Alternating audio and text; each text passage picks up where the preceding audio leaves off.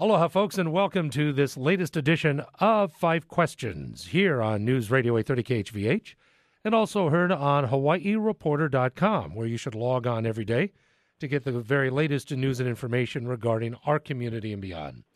Today, it's a delight to chat with Dr. Tim Kimmel, and he is the founder and also representing Family Matters, which is an organization that deals with a subject matter very close to many of us. And Dr. Kimmel, Tim, thank you for being with us. How are you? Hey, man, I'm doing great, and I'm glad to stop by and talk with you, Rick. Thank you so very much. You know, we do have 5 questions, and there might be a couple interspersed in our conversation, but can we start in the very beginning? Can you tell us a little bit about yourself and also Family Matters?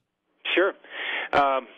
Raised 4 kids, and 3 of them are married. The fourth one's about to get married, and my wife and I have 3.5 grandkids. The fourth one's arriving in February, if everything goes right. And I think home is where life is making up its mind. And more than anything else, what we do there writes the script for all the other things, both good and bad, about life. And so I think that's why we need to dial in and make more sense there, and that's what Family Matters is all about. And it's just basically an organization that helps show parents and grandparents how to bring the best out of everybody in the family picture. That's wonderful. What was the catalyst for the formation of the group, Tim? One day I saw that a lot of families seem to have a lot on their plate. They're doing a lot of good things and getting well educated, having a pretty good life, but not very joyful. What's that about? And so I wrote a book called Little House on the Freeway a long time ago. It was all about the hurried lifestyle and how many times we get going so crazy fast and we forget how to stay close at the heart. And that started it, and then 12 books later, I just continue to write on the dynamics within home. We can go to question number 2 because it fits right in with what we're discussing now, and that is, Tim, if you could describe our families in America today. Well, I think we're families that struggle with being, a mile wide when it comes to what we have, but maybe a foot deep when it comes to who we are.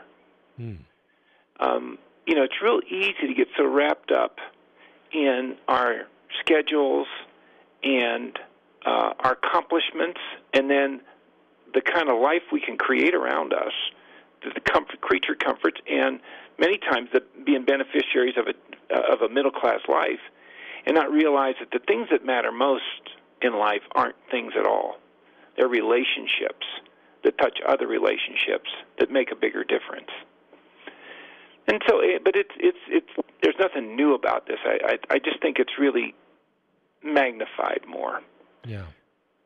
Is it possible that we, and by we I mean, parents or even just young adults, that we have become so accustomed to valuing material things such as status and the perception of one's importance or whatever it is, that we've lost that priority of relationship? And if we have, can you get it back? Well, the answer to the first one is yes, and the answer to the second one is absolutely yes. We're raised in a Western culture. From the time we kind of take our first breath, we are being programmed by a culture that defines success in 4 ways that, although there's nothing wrong with any of them in and of themselves, if they're our life goal, they're just empty suits: wealth, beauty, power, fame. Like I say, there's nothing wrong with any one of those 4 unless that's what you're living your life for. And then you just sold out. I mean, you got nothing when it's all said and done.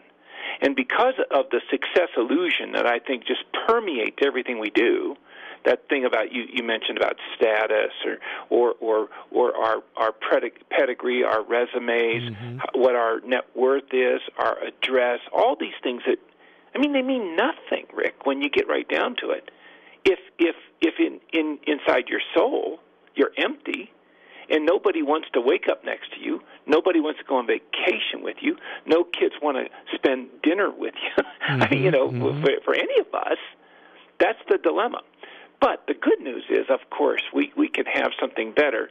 And sometimes it takes an economic winter to hit us to realize what we had all along in relationships. Boy, I would imagine there's so much of that happening to so many folks right now, Yeah, you know that what was the book? It started out. It was the best of times. It was the worst of times. Mm-hmm. Tale of Two Cities, Darwin. Tale of Two Cities. Right. Probably the best intro of any book ever written.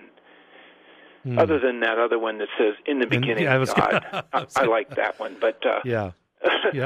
but so he starts out. It was the best of times, the worst of times. Well, I think what we're reading right now, it's the worst of times that can become the best of times, because now we're forced to see what really matters in life. And what really matters in life are the things that are bigger than life, and that's relationships and love and living a purposeful life and making a difference and living for somebody other than ourselves and not going around thinking we're the center of this whole crazy universe. Yeah. We're not. But when we have that outward focus, then suddenly we find out that, we may not have all the economic amenities we wanted before, but they were a lot of back noise. I mean, materialism is just pervasive, and you have two young kids. It's real easy for them to drink that Kool-Aid and assume that life is about what they have and what they want. But materialism is just spending money you don't have on junk you don't need. Because for some, I mean, that's what fulfills them. Yeah. And then when they can't do that, when they can't have that because it's just, the money's not there, then maybe it's time for us, then maybe we have a golden opportunity to sit down and explain to kids what really does matter and where we actually are. Yeah. I have a dear friend of mine on the mainland, and he married a woman who was from Greece. And so he recalled to me when they first went back and he was introduced to the rest of the family, he was from the Detroit area. When he was introduced to somebody, it was natural for him to ask, so what do you do? And the response from one of the old-time Greek uncles was, the question is not what do I do, but who I am. Exactly. And that anecdote has stayed with me ever since he shared it with me. Exactly. Because, it's that one verse that we learned in Sunday school a long time ago, or Sabbath. What difference does it make if you gain the whole world and you lose your soul? You never connected with who you are and why you're here and how you make a difference. And so I think bad economic times actually lend themselves well to us getting down to the true bottom lines of life, and then transferring those into the hearts of our kids. And I think when you do, you might not have as much under the Christmas tree this coming December, but you might have one of the best Christmases you ever had. Yeah. We're talking with Dr. Tim Kimmel of FamilyMatters.net, and thoroughly enjoying our conversation. Tim, if folks want to contact you, FamilyMatters.net, the best way? Yeah, that's the best way, and there's a lot of resources there that can help them figure out how to bring the best out of everybody around them, and it has a whole lot. Now, don't go there if you're wanting to find some real quick fix that still allows you to be the center of the universe and pander to your own egos, because I'm not into that. Yeah. I don't think Rick's into that. And it doesn't make any sense anyway. It's a bankrupt hand. But if you go there, we have a lot of great tools and books like grace-based parenting that they can get. And in a new book I just came out with, In Praise of Plan B. Because, Rick, we all start off with our plan A's in life, with our health and our education and falling in love and marriage and kids and career. But that's not what life usually pitches to us. Right. So what do we do to turn that around? And that's where I think sometimes we have to step back and have an even bigger perspective than just what we have here in our little minds, and maybe even see that there's a God out there that actually cares about us. And if we put him into the equation and factor all of that through a filter bigger than ourselves, maybe we can make better sense out of life. I have to tell you, I talk with a lot of folks, authors, etc., and when it comes to titles, In Praise of Plan B, I think is one of the most insightful titles of any book I've come across in a long time. Well, thank you. Thank you. Well, I hope they'll enjoy it. It's just a collection of short stories and vignettes that I've written about people who got thrown some really rough curves in life, some of them really horrendous things, but they played those moments well. Right. And in the process, they found out that what they ended up with was better than anything they could have come up with on their own plans. Boy, isn't that? It's almost like this is almost a beacon in a storm, the message that you're delivering. Well, thanks. Well, I would like to ask, and this is question number 3, which is in actuality question number 24, I think. But okay. It's your show. I don't care. This is great. Sounds awesome. I like to talk about faith because I know in my life it's ever so important, and in our home it's faith in God and faith in Jesus that we turn to and that we celebrate. Mm-hmm. And I know that faith, gosh, I can't believe I'm going to say it, but can be controversial in some quarters. Mm-hmm. If you could help us understand about faith and not just the importance, but the essence of faith. And if there are folks who are seeking the comfort and the confidence and the love that faith brings, how can one discover faith? Boy, you ask big, huge questions, but I'm excited to try and give you an answer from my puny little mind, my human mind. Faith is the substance of things hoped for and the evidence of things not seen. That's a biblical answer to what faith is. Mm-hmm. But see, to me, you got to start to. We got to go this thing through succession. When people say, "Oh, I'm not interested in faith," sorry, that's not a possibility, because everybody is exercising faith in something or someone. Period. Everybody is. Even if you're exercising faith in nothing, you're exercising faith in something. So since we're exercising faith, since it's a non-negotiable, then it behooves us to make sure that what we're putting our faith in can actually deliver to us. And that's why I think many times people put their faith, for instance, in their education and their knowledge, or they put their faith in science. I remember when NASA put such faith in science, and they found out it was only as reliable as the gasket in the seam of an external booster rocket. That's all the more they could trust in it. Mm-hmm. And 7 astronauts blew up. Some people put their faith in money. I mean, lots of people put it in that. And then the economy throws up, and they realize, now what am I going to do? And that's where I think we have to look back and say, oh, look, this cannot be. We cannot be a series of chance accidents on a purposeless planet. It just doesn't make sense. Well done. And because of that, if this was all actually a design by someone or something, then we ought to figure out who that was. And if so, and then we say, okay, now is God transcendent or is he personal? And some people would like to think he's transcendent and leave the day-to-day up to us. But, boy, I don't trust myself that much.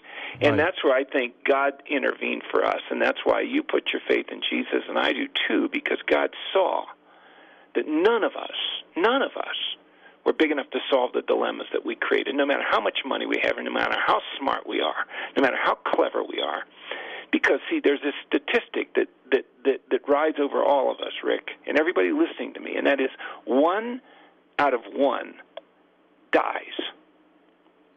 We are temporal, finite people, and that's why God had to intervene and rescue us from the mess that we had made of our life personally, and maybe our planet corporately, and that's why he sent a Savior. You know, I saw a card one time at Christmas, and it said, if man's greatest need had been knowledge, God would have sent us a teacher. If it had been laughter, he'd have sent us an entertainer. If it had been beauty, he'd have sent us an artist. But our biggest need was to be rescued, and that's why he sent us a Savior. Dr. Tim Kimmel is our guest for this edition of 5 Questions, and you can find Dr. Tim at familymatters.net. And also under resources, under bookstore, be sure and click on, and you will find many offerings, including In Praise of Plan B. And you can make your purchase there, and I hope that you will. Just as we come to the end of our conversation, Dr. Kim, I want to ask you, Tim, just a couple questions, and I'll put them together. One is that I'm on the brink of my 50th birthday. Happy birthday. Oh, thank you so much. Thank you. It's a benchmark year, and it is. You tend to look back a little bit when I was growing up and watching how our society has evolved. And I know it's very easy to say that, oh my gosh, we're going downhill, we're on this downward spiral. And then quite honestly, I see things, absorb things, or witness to things that I never thought that we would have as part of our common national discussion or environment. Mm-hmm. And I'm just curious, in your mind, are we truly seeing a devolving of our society because it's reflected in relaxed morals and downright obscene, acceptable things that happen these days? Or is this a natural progression of humanity? I mean, I don't want to get too esoteric here, but how is it that we've seen such a dramatic change of our culture over the years? Well, you have a half a century to sift through, and I have just 10 years more than you. I'm 61, mm-hmm. and also I'm a student of history. And we've been here before as a nation, and we've been here many times as a planet. I had a professor in grad school that said, the only time I think the human race is actually balanced is when the pendulum of their life happens to slip briefly through the center, moving from one extreme to another. Mm. And so, I do think that the pendulum swings, and we've gotten so far over here. We're so full of ourself and so full of our cleverness, and we can thumb our nose at morality, and we can tell God, to get out of our. We don't need Him, and then we get so far over, and we realize we're like the dog that chased the car and caught it. Mm-hmm. And we don't realize we can't drive this thing, and so that's right. When I think, like I say, in the worst of times, some of the best things can happen. And I do believe, to give you everybody hope and courage out there listening, I believe that even though these are some rough times, and this is a crude world we're living in and raising our children in. It's such a sexualized culture. And yet some of the finest people that have ever drawn breath are living around us right now. Some of the finest families, some of the finest thinkers out there, they're there. Right. And so we can take heart that in the midst of the fact that we've made a complete and perfect mess of this thing, God's still sending good people to the middle of us to help light things up for us and show us the way. So don't ever give up. Amen to that. Amen. Yeah. Dr. Tim Kimmel, this has been thoroughly enjoyable, and eager to learn more about Family Matters as time goes on. I do urge our friends to pay a visit. How about an invitation from you, Dr. Tim, to folks come and see you at Family Matters? Yeah, you know what I would love to do is come out to Hawaii with my wife. No, I'm just kidding. and spend some time there.